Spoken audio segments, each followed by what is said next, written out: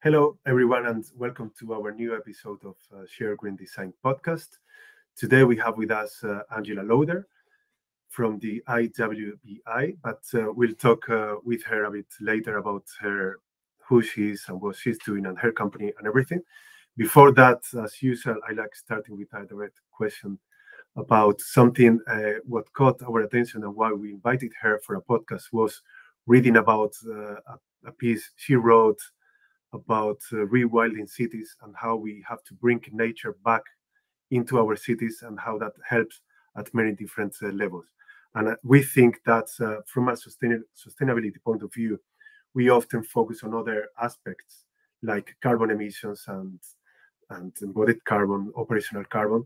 And I think we often left behind biodiversity, nature, and other things that help us at so many different levels, as I said at the beginning. So with that, Angela, if you can tell us a bit more about that concept and what's being done and your view on it, and then we can elaborate it from there. Thank you. Happy to do so, Juan. So rewilding of cities is a somewhat new concept in the way that rewilding is conceptualized. Bringing nature back to the city is not new. That's how we ended up with the City Beautiful movement, which gave, at least in the US, these beautiful parklands. Even in Europe, you had sort of Hyde Park and other parks. And the original goal was to make the city more beautiful, a big deal when you had heavy level pollution and manufacturing in cities. The new version of rewilding is different in the sense that it's got often ecological goals as one of the main drivers, as well as social goals. And it also is really challenging traditional divisions between the city being here and nature being outside the city. Originally, when we started having a sanitation movement and public health, they tried to get anything natural, water, sort of soil, plants out of the city as fast as possible because they were often associated with disease. That's great, except that it's left us with these very sterile cities, not a lot of nature in it. And this rewilding idea is trying to bring nature back into the cities, and it's particularly trying to bring this idea of wild nature. That's really interesting for a couple different reasons. The first is that it's often trying to fit into the crevices and the cracks of already built up areas, right? So for many cities, we don't have the opportunity to create a new Central Park or a new Hyde Park. And so we're looking for creative solutions to add green space. A great example is the Promenade Plantée in Paris.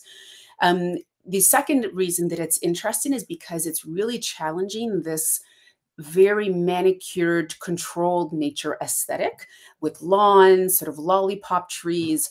And it's really bringing a sort of biodiverse habitat sort of aesthetic to it, which is a direct contradiction to the way a lot of cities are designed.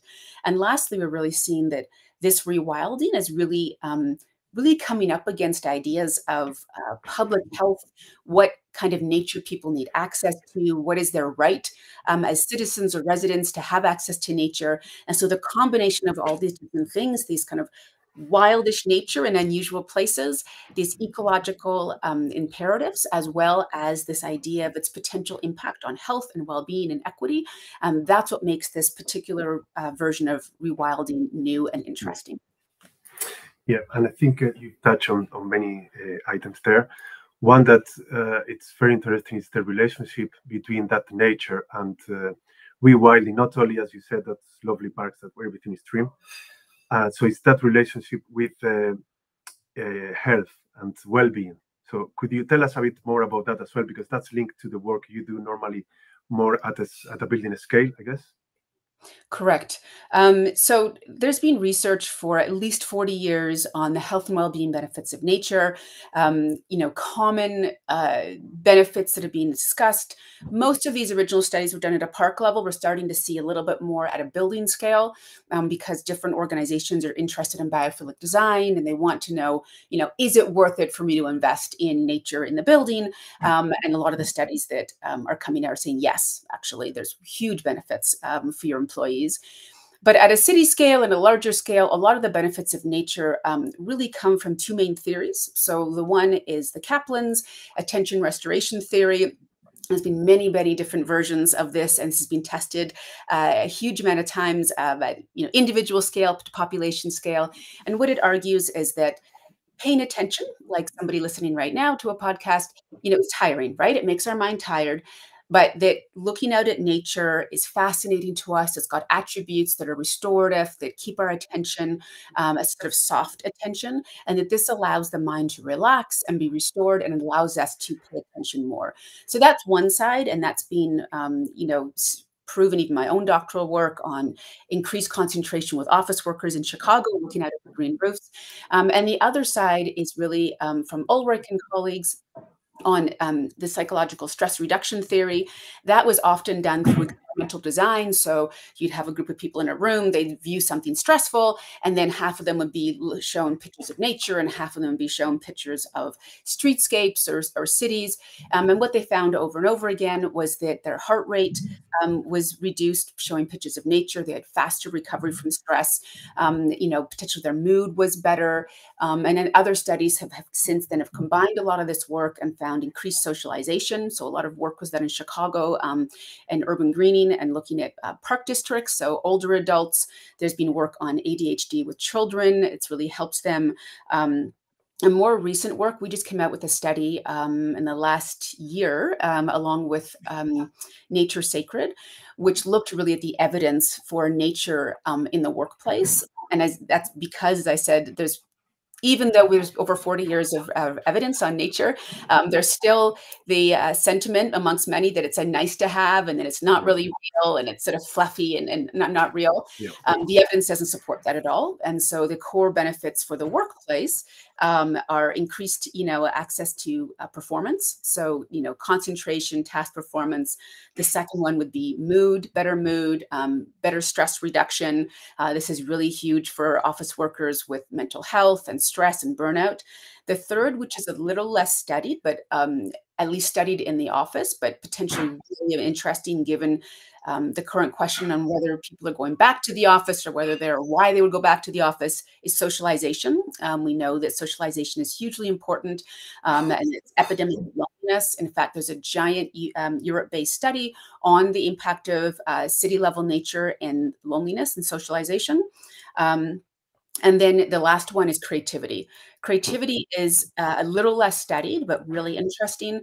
And it's found that creativity, that people with access to nature tend to prefer nature if they're more creative, that access to nature is a key part of that creative process, allowing them to do that. And that people that have spent time in nature tend to have more creative solutions when they get back to the kind of work they need to do. And I found that again in my own doctoral work, where, you'd have people that were in tech and they would say, I stare out over the green roof, over the seasons, and I remember to ask my clients, did you turn it on? Right? So like really thinking outside the box in that creative work.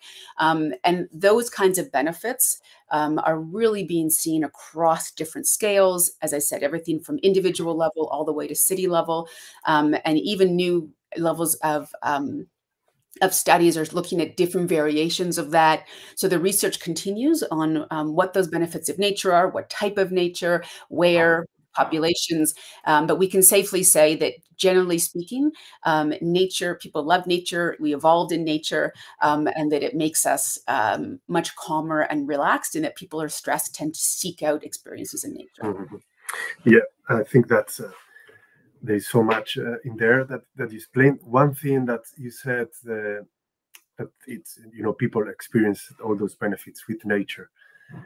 One example is probably, and there is a lot of proof of that, and I'm sure you've researched a lot about it, is during the COVID period, when we had COVID, people working from home, and then, and that brings it back to the way our cities were designed with a lack of nature, and especially this wild nature.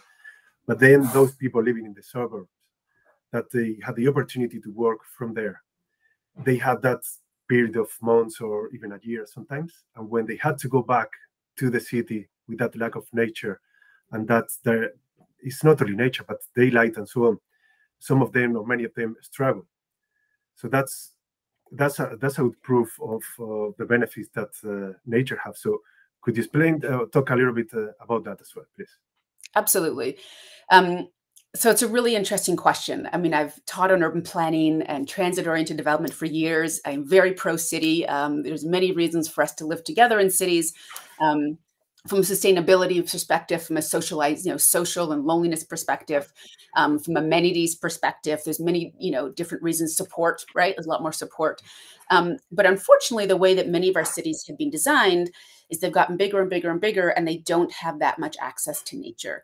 We saw with COVID that the parks that are existing were maxed out, and that, of course, that there's well-known relationship between the wealthier you are, the better access to nature you have. So they've done many studies that have shown that those in disadvantaged and disinvested neighborhoods have much less access to nature than those that have access to nature, right? Go into any neighborhood that's fairly wealthy, I guarantee you there's going to be more trees than there are in a poor neighborhood. And they've done studies that have said, mature trees in a street are equal to an extra 10 years of your life or an extra $10,000 a year in salary. So it really does have a huge impact on your well-being.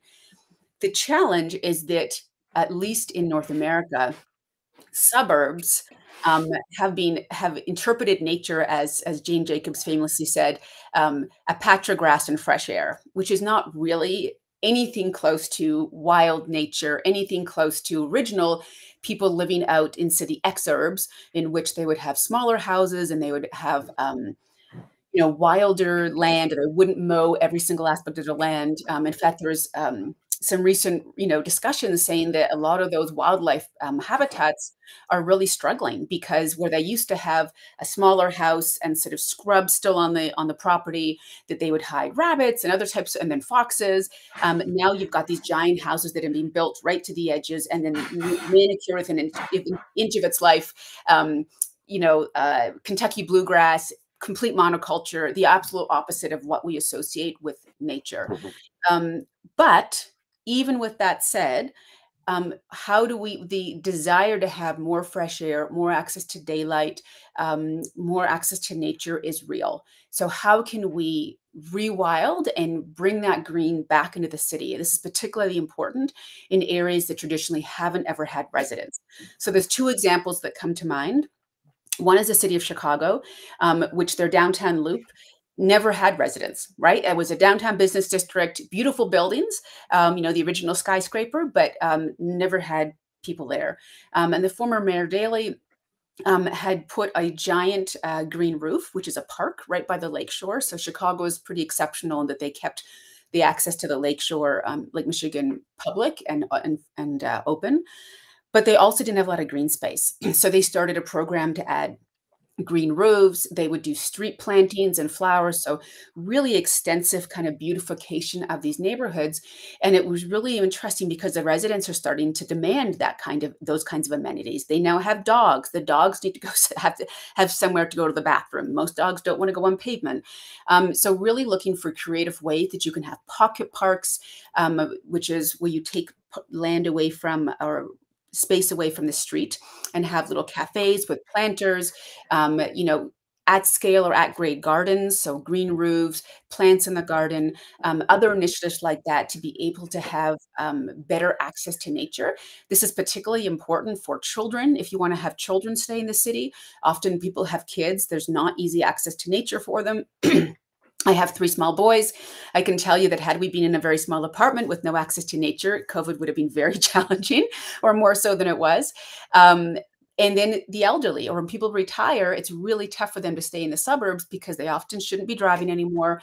They can't get around. They are far from amenities. And so if they move back to the city, but they miss that green space, they miss those amenities.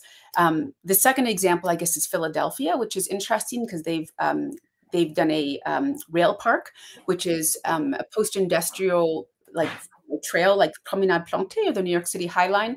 And that was, again, in an area that wasn't residential, but it also lacked green space. So it didn't have little row houses with little tiny backyard. It had nothing. So the residents were demanding having access to green space. And in fact, the aesthetic they used for a lot of those plantings, they worked with the Pennsylvania Horticultural Society, was native plants with historical nods like the Paulownia trees. The seeds would fall from packing from Chinese porcelain in the 19th century. when it was being brought in for trade and an industry. And so they would plant some of those trees again as a nod to sort of an industrial heritage and this rewilding. So it's a really interesting question. Some of the recent studies on people going back to the office or what they like about the office, there's a study by Marziban and Candido in September that came out in Building and Environment that said some of the top reasons why people like a building, and these happen to be well-certified buildings and high-performing buildings, was that they had access to the outdoors, daylight, and they had amenities.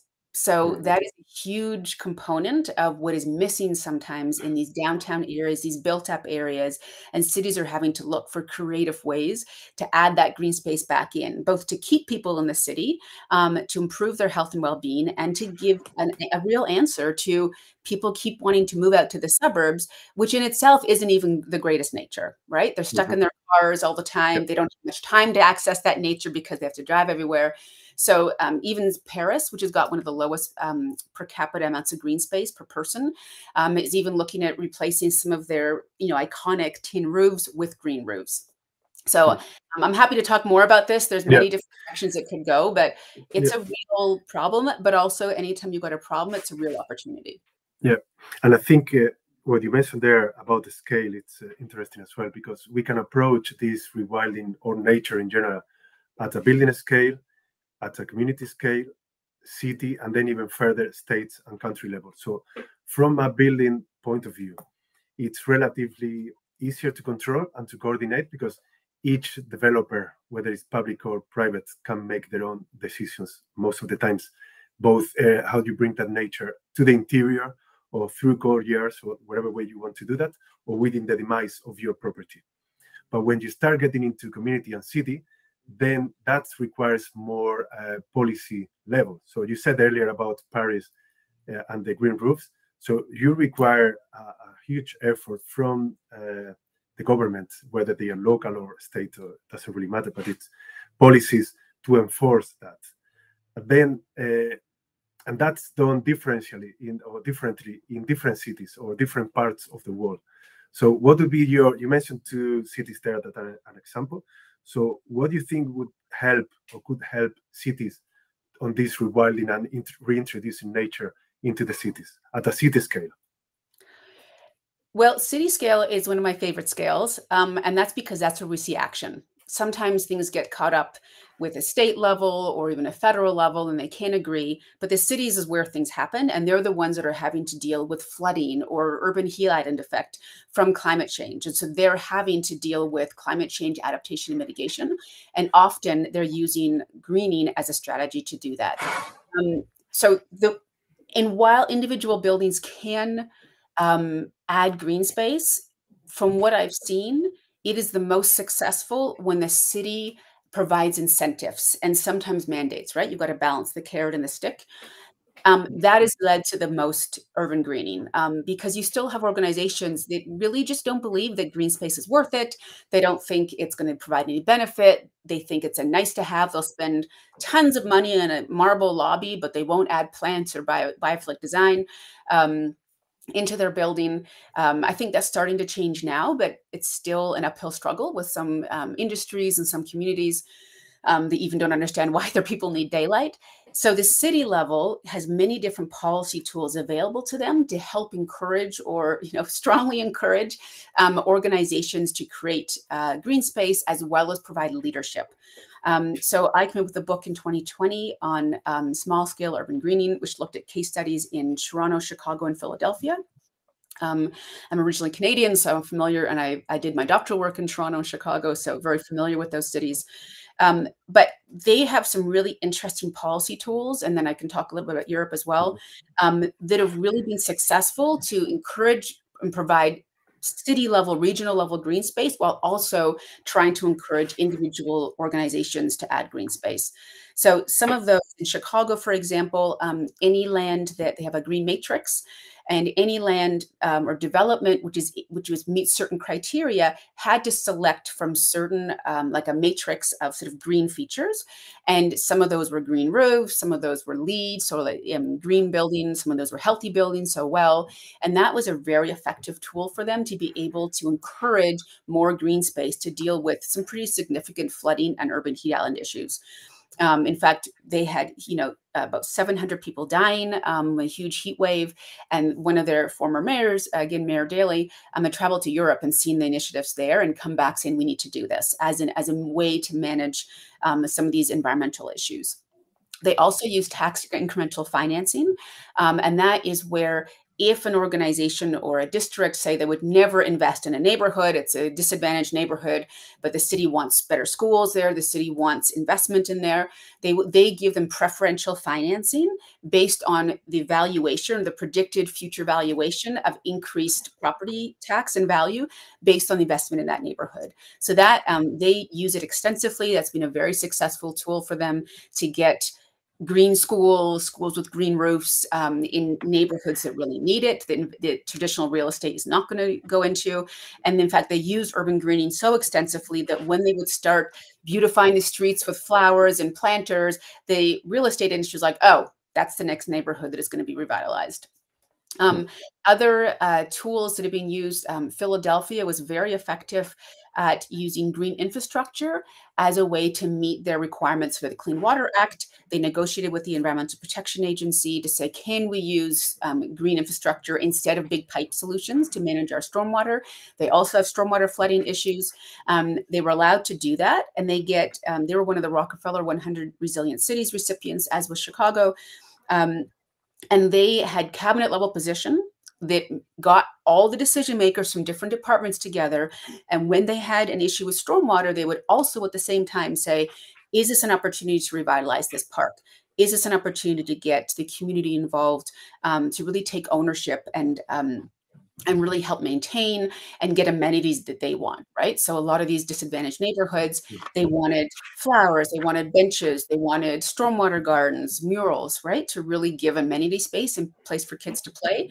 And so that has been a very effective tool with a fairly limited budget.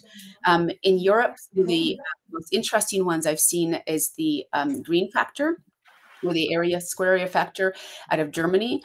Germany's been a leader in environmental initiatives for a long time, and it's a biotope factor, pardon me. And what they would argue is saying, this is the amount of land that you are taking away from green space. In your design, you have to tell us how you are going to replace that land, which really encouraged smaller footprint instead of these sprawling industrial buildings. And it really spurred the development of green walls, green roofs, and other types of greening. So those are just a couple of examples of policy tools that cities have used that really encourage and show leadership on their own municipal buildings, show leadership for, say, transit corridors, putting green roofs on it and natural vegetation, other different planning tools, as well as encouraging individual buildings to be part of that larger system.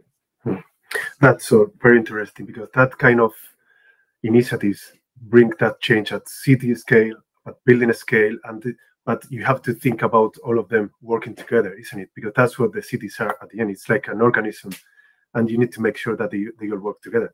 So you mentioned there, City of Toronto. So in our previous podcast, we invited Natalie Douglas, and she worked in the city of Nelson, but she also knows about Toronto, and she's now working at the city of Vancouver. So she made an interesting point about policy, because when she was working at the city of Nelson with a population of, I think it was 11,000 people, instead of policy, what they did is work with the community more from an educational point of view, to tell them about the benefits of a certain approach. But then she said she was mindful that kind of approach wouldn't work on a larger city like Toronto or Vancouver, because just of the scale. But I think, how would you see that relationship between the policy and the educational part? Because if we all know the benefits of wildness, that can help. For example, if you go back to the suburb again, or even building owners in downtown cities, if your garden, instead of being that grass that's cut every week and all that, if we can all add our bit to rewild our cities, it would improve. So how would you see that educational piece working? Or how would you think it would work? I love that question because it has a couple different aspects. So the first is that even with this sort of general idea that nature is nice, we like nature, it's good for us. What we've seen in North America is resistance or conflicts around very well-intentioned urban greening projects. So an example, you know, in Michigan, there was a city that the city was just like the people were not wanting trees. And you're like, why would they not want trees? Well, they were worried about maintenance. They didn't trust the city. There's a lot of lack of trust. And even in Chicago, they did so much community outreach. They engaged even a nonprofit whose goal is urban land. It's another word. It's not Urban Land Institute. It's going to come to me. Whose goal is to get everybody within 10 minutes of a park. And even with that, there was criticism that there's gentrification and that people are being displaced. So and lastly, a really interesting thing that has come up, and there's a vacant lot program both in Philadelphia and in Chicago, which I go into in my book. And what is interesting is that the kind of wild nature that those that have been, say, trained in this area, ecologists, those that maybe live in, wealthier neighborhoods like that look, is not always the case for neighborhoods that have been disadvantaged. They've been years of disinvestment to the point that sometimes you see like a vacant lot and it looks almost identical visually to say, wild prairie or naturalized lawn. And to those communities that have faced such disinvestment, they often are dealing with crime, a lack of security. To them, without any kind of intervention or what we call cues to care from Nassauer, saying, manicured edges, fencing, murals, maybe some annual popping color to show that this is maintained and on purpose, they feel that's a threat. So to them, that is a symbol of further disinvestment, crime. In fact, they would prefer sometimes to, cut down that so-called wild nature and put more manicured nature in, which is understandable because to them that is it's context-based. You need to take into account what their lived experience is and their feelings versus what sort of the city might want. The tension there, of course, is that the more recent research is saying actually that biodiversity can increase senses of wellness, that's got more benefits to it. It provides educational opportunities for children. It potentially provides green jobs, right? That can't be outsourced, trying to maintain this. There's lots of different opportunities and education around biodiverse areas. There's something called the pigeon paradox, which says, how on earth do you expect people to care about nature when their only experience of it are pigeons in the square, right? They have no idea about this amazing biodiversity. But you have to do that with education. You have to do that with community co-creation. So what we found, or what I found in my book as well, is that working with the community is absolutely essential to get them to have buy-in. So the city of Chicago did this in this really fascinating project, which I view as like sort of the way of the future, called the Chicago Resilient Corridors Project. It was really driven by a friend of mine. He's now retired. I'm Michael Berkshire. Big shout out to him if he's listening. But where they had an area which is, under extreme poverty, gun violence, flooding regularly, unemployment. And so they went in saying, we just can't walk in here talking about resilience, right? Like we need to address some of these social issues as well. They got people from the community. They hired them green jobs. They would go around and connect with people, do educational work. The city provided them with a palette of native plants that this community could choose which ones they wanted. So there was empowerment there, but it was still native plants. And they ended up creating these beautiful stormwater pathways and rain gardens along paths to school that managed stormwater, provided green jobs for the community, and also beautified the neighborhood. So that's a really great example of like co-creation with that community. If you don't do that, some of what is happening is saying, oh, well, don't make it too nice because then it'll lead to gentrification and people get displaced. And that's not really a solution either because, in another way, it's just saying poor people don't deserve nice things. The real issue is displacement, right? Not gentrification. Everybody deserves to have beautiful neighborhoods and amenities and education. So there's other initiatives like land trusts that are happening to try to help that. but working directly with the community to create that space is an essential part of having any green project be successful, because it needs to take into account aesthetics, people's valuation of those aesthetics, the kind of amenities they need, and it also needs to take into account that this community needs to have buy-in to these green spaces to really feel connected and engaged. The good news is that unlike a lot of other things like environmental behavior, aesthetics can be changed. So if you educate people that this is habitat for butterflies or this is habitat for birds, they tend to be much more forgiving of aesthetics that look messy than if they think this is just for me and I don't like the way that looks. If you use education for children as opportunities for learning gardens, opportunities to mimic the habitat, say in hinterland, in small scales, in small little city gardens, those are great opportunities to really get buy-in from the community and really shift their sense of place. If they feel connected to this community, they feel there's beauty now in this world, they feel that there's habitat, that this isn't just my neighborhood, but this is also the neighborhood of local foxes and local invertebrates and birds, that can really shift a sense of a neighborhood from being stigmatized and dirty and disadvantaged to a place of a place of biodiversity and a really shifting sense of education and mental health benefits. So education part is huge in this, and the community connection. Yeah, I think your point about community and empowering the community also, or even if it's not empowering them, is bringing them along the journey so they can understand all the benefits about that, because otherwise they can see that as something that doesn't belong to them, isn't it? So I wanted to ask you as well, so you haven't told us yet about your background, even though you talk about the book you wrote.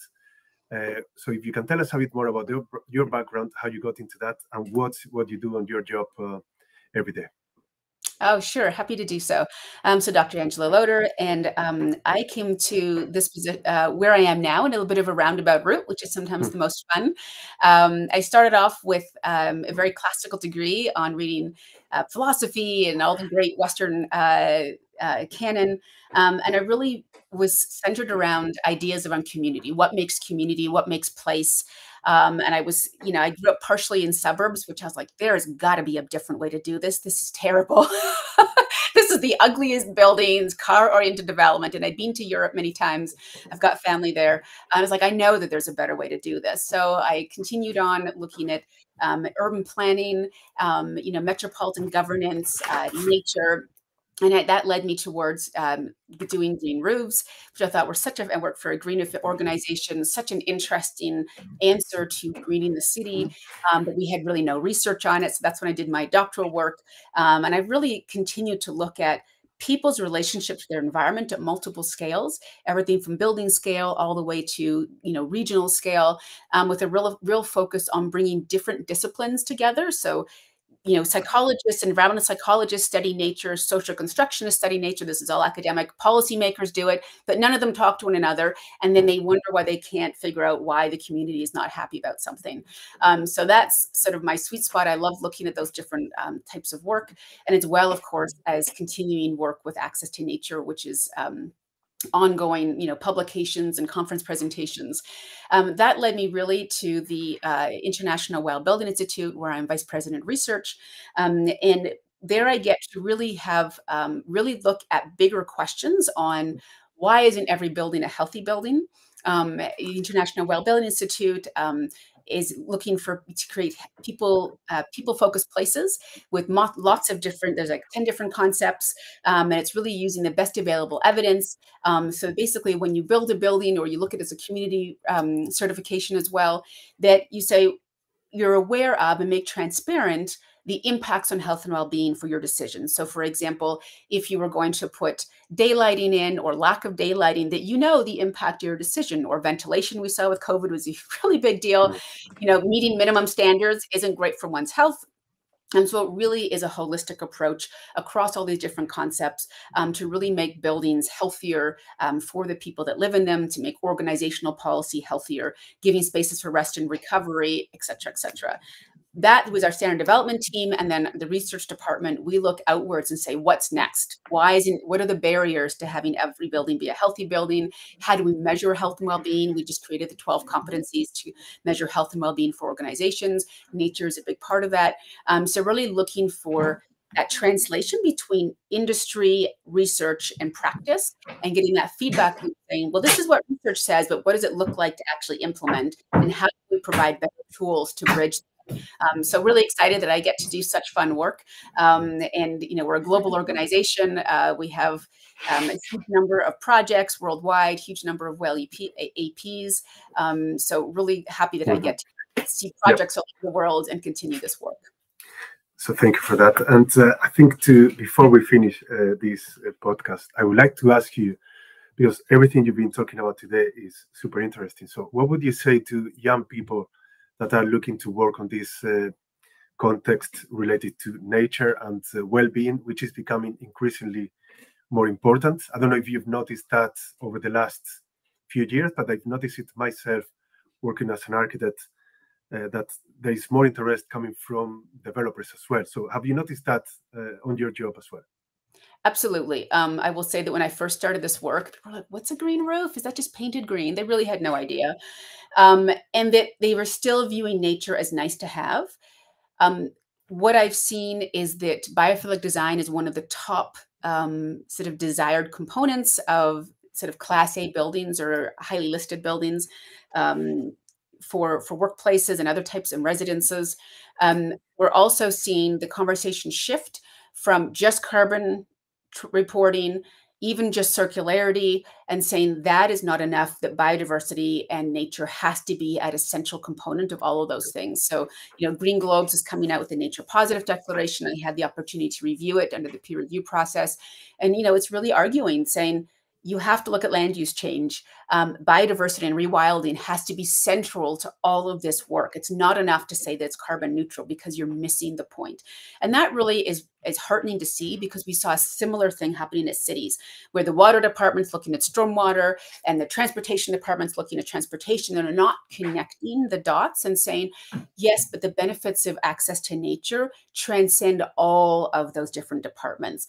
And that is what we're starting to see with manufacturers. We're starting to see that with organizations having to do reporting, for example, the ESRS in Europe, the CSRD, the taxonomy, other types of reporting standards saying you need to disclose not just your energy usage and your water usage, but linking it to actually biodiversity, nature, and all these types of reporting. What is wonderful to see is that biodiversity is getting its seat at the table finally, and there's more and more research to explore what that, in fact, I just saw a paper, a meta-analysis, a new scale to measure the impact of biodiversity on well-being, which is really exciting, with over 2,000 responses. But what's really interesting is that nature interventions can be that thread going between individual buildings to city scale, to community scale, to global scale. Nature provides hope. It can be really depressing to see the news and the wars and the climate change. It's just awful. Biodiversity and nature-based solutions connects us back to how we evolved. It's grounding. It helps regulate us. And providing some kind of hope is absolutely essential for young people moving into this sphere, that if we keep our eye on the prize and we keep nature as sort of a center part of our actions, that everything else starts to fall into place. So it's a little more of an ecology viewpoint, but I have never seen things as nature focused as I have in the past. Every year, I think, nobody's going to want to hear this talk. We've been talking about nature for a really long time, and every year the room is packed to the gills and people are fascinated by it. They want to know more. So now is a great time for young people to get into nature, and whether that's studying nature, more and more studies are looking exactly what attributes of nature impact well-being, whether that is practical applications, for example, looking at urban greening in desert climates or arid climates is much different than what, tropical climates, whether that is looking at links between biophilic design and office outcomes, whether that is links between nature-based solutions at a building scale and connecting those to city and global scales. So huge opportunity. It's an exciting time to be looking at nature and connecting that as well. The last thing I'll say is never underestimate the impact on children, the next generation. So if anybody listening are parents, getting your children access to nature and using it as an educational tool has huge host of social and emotional development benefits that will carry through for the rest of their lives and help them be environmentalists as well. Thank you very much. That has been really insightful, and it's a good way to finish on a positive comment as well, and what we all can do. I've learned a lot today, and I hope our audience has enjoyed that as well.